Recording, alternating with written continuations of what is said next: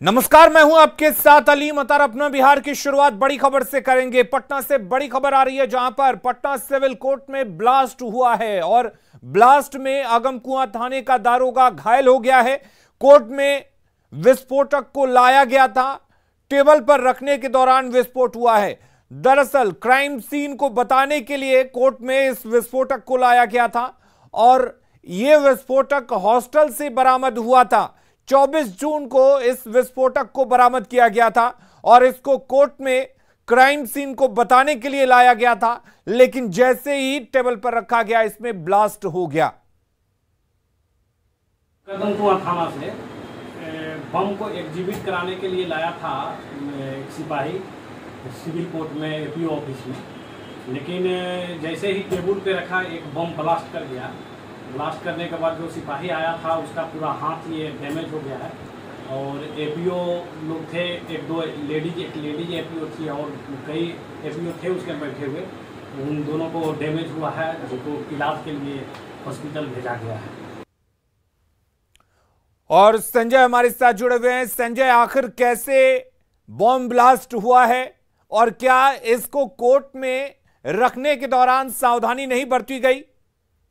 देखिए अलीम, सबसे बड़ी बात है कि तकरीबन एक सप्ताह पहले जो एक्सप्लोसिव था, या यूं कह लीजिए कि जो कुआं थाना क्षेत्र है, ये कदमकुआं थाना क्षेत्र का मामला है अलीम जी। सबसे पहले क्लियर हो जाना चाहिए। शुरू में बात आई थी कदमकुआं थाना क्षेत्र की, तो जो पटेल छात्रावास है वहीं से ये एक्सप्लोसिव है। दरअसल जो आईबी की रिपोर्ट थी कि पटना में जितने भी हॉस्टल्स और जो लॉज हैं वो एक बार फिर से अग्निपथ योजना के विरोध में एक बड़ा मूवमेंट खड़ा करने की तैयारी में, तो आईबी अलर्ट पर पटना पुलिस ने रेड कंडक्ट किया था। उसी दौरान जब पटेल छात्रावास में छापेमारी की गई थी तो ये एक्सप्लोसिव बम बनाने के सारे सामान जो है वो रिकवर किए गए थे। इसको एक्जीक्यूटिव कराने के लिए आज पटना सिविल कोर्ट में पुलिस टीम पहुंची थी। इसमें एक जो दारोगा थे, सब इंस्पेक्टर, उनके अलावा जो दूसरे पुलिसकर्मी थे वो थे। और इसी दौरान कोर्ट में एक कमरे में जब ये सारा चीज रखा गया था, अचानक से गर्मी इतनी थी कि ब्लास्ट कर गया, जैसा कि बता रहे हैं।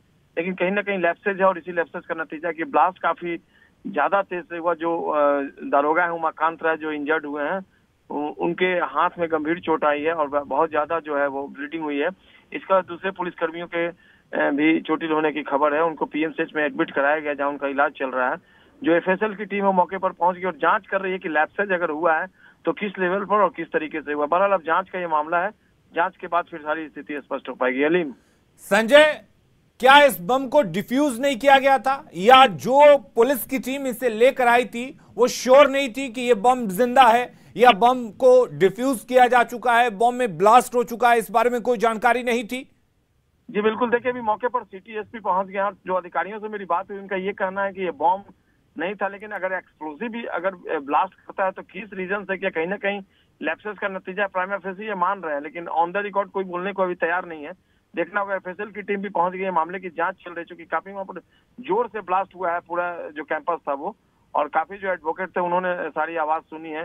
और क्या इसको लेकर लैप्सेस बढ़ती गई है, किस तरीके से सारा मामला है, एफएसएल की टीम जब रिपोर्ट देगी, लेकिन प्राइमा फेसी इन्वेस्टिगेशन का इंतजार है। उसके बाद जो बातें सामने आएगी तो स्थिति स्पष्ट हो पाएगी। अलीम, संजय, कई जगह से बॉम्ब को बरामद किया जाता है और पुलिस भी क्राइम सीन को बताने के लिए एक प्रूफ के तौर पर चीजों को कोर्ट में रखती है, लेकिन अगर बॉम्ब बरामद होते हैं तो क्या इसी तरह से लेकर जाया जाता है, या यहां पर कोई लापरवाही हुई है? देखिए पटना में अगर पटना पुलिस की बात करें तो पहला कोई वाकया नहीं है किस तरीके से नेग्लिजेंसी बढ़ती गई और ब्लास्ट हुआ। इसके पहले भी बॉम्ब जो रिकवर किए जाते हैं कई जगह लापरवाही से छोड़ दिए जाते हैं, उसका बाकायदा जो प्रोसीजर फॉलो नहीं किया जाता है। और ये आज भी कहीं ना कहीं कमो बेश जो लापरवाही रही है उसी का ये नतीजा ऐसा पुलिस अधिकारी भी ऑफ द रिकॉर्ड मान रहे हैं। और देखना होगा जो रिपोर्ट आती है, जो एफएसएल की प्रिलिमिनरी रिपोर्ट होगी, वो बहुत कुछ बताएगी कि आखिरकार किस लेवल पर किस तरह का लैप्सेज जो है वो बढ़ता गया है। अलीम, संजय, इस तरह की जब भी विस्फोटक को बरामद किया जाता है तो उसकी प्रक्रिया क्या होती है, कोर्ट में ले जाने की, कोर्ट में उसको रखने की, प्रस्तुत करने की? जी बिल्कुल, देखिए सबसे पहले तो जो एक्सप्लोसिव रिकवर किया गया उसको डिफ्यूज किया जाता है। तो अगर ये डिफ्यूज कर दिया गया तो जाहिर सी बात है ब्लास्ट नहीं होता है। तो कहीं ना कहीं जो लापरवाही अमूमन लापरवाही ही बरतते हैं जो पुलिस अधिकारी, जिनको जिम्मेवारी दी जाती है। जो आईओ थे उन्होंने इसकी शायद गंभीरता नहीं समझी होगी और जो एक्सप्लोसिव है वो बताया जा रहा है, एफएसएल के जो अधिकारी बता रहे हैं कि ये डेड नहीं था, ये बिल्कुल अलाइव था, ये जिंदा था, एक्सप्लोसिव। और यही कारण है कि जो गर्मी थी, इसका एक रीजन ये भी माना जा रहा है, अगर इसको निष्क्रिय कर दिया गया था, इनएक्टिव रहता तो ब्लास्ट नहीं होता। ये बात तो खुलकर सभी मान रहे हैं, लेकिन कहां पर किस लेवल पे ये सारा कुछ हुआ है, ये अब रिपोर्ट आ जाती है थोड़ी देर में तो स्पष्ट हो गई पटना पुलिस का क्या आधिकारिक बयान इस पूरे मामले पर आता है, क्योंकि कोई भी पुलिस अधिकारी on camera on the record कुछ भी बोलने को फिलहाल अलीम तैयार नहीं दिख रहा है। जी संजय, जब भी किसी बॉम्ब को डिफ्यूज किया जाता है तो उसके लिए एक स्पेशल टीम होती है अलग से, आम पुलिस वालों को हो सकता है इसकी जानकारी नहीं हो, तो क्या बॉम्ब स्क्वाड की टीम या उसको डिफ्यूज करने वाली जो टीम है उसने इसको डिफ्यूज किया था? और अगर किया था और उसके बावजूद ब्लास्ट हुआ है तो एक बड़ी लापरवाही माना जाए इसे? जी बिल्कुल, देखिए इस बॉम्ब स्क्वाड की टीम आई थी नहीं आई थी इसके बारे में भी पूरी जानकारी नहीं मिल पाई है। थोड़ी देर में पटना पुलिस के अधिकारी जब आधिकारिक तौर पे सिटी एसपी पहुंच गए हैं मौके पर, जो एफएसएल की टीम है उससे उनका अभी संवाद चल रहा है। थोड़ी देर में क्या बात होती है स्थिति स्पष्ट हो चुकी है। अभी से थोड़ी देर पहले का ये मामला है, अफरा तफरी का माहौल था, चूंकि जो पुलिसकर्मी है वो इंजर्ड हो गए हैं तो उनका ट्रीटमेंट प्रायोरिटी है पटना पुलिस के लिए, उनका इलाज पीएमसीएच में चल रहा है।